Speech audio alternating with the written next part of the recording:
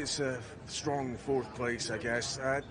Just in terms of when the race started and the conditions at that point, you'd set up for the wet. It almost felt they were waiting for dry conditions to get going. Could they have got going a bit earlier? Yeah, miles earlier. I mean, 1 hour earlier.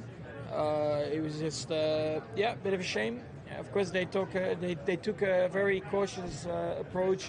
Of course, we spoke about it after Silverstone to be a little bit more cautious because there was quite a lot of water there. But this for me was then the other extreme of waiting, and it just ruins a nice classic wet race as well. So we either still try to push to go for a proper wet race, or we just say, you know what, we stop racing in the wet and we just wait for it to be dry.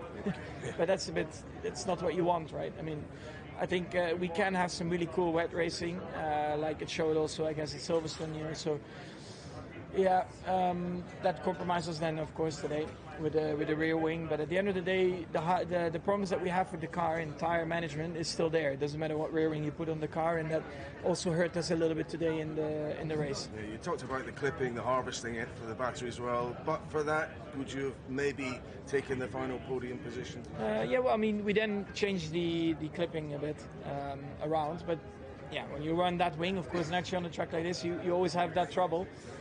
So we did the best we could. I think immediately when I said it on the radio, we made some changes and it was much nicer around the lap. But yeah, we know what we have to work on. Unfortunately, it's not that straightforward to fix.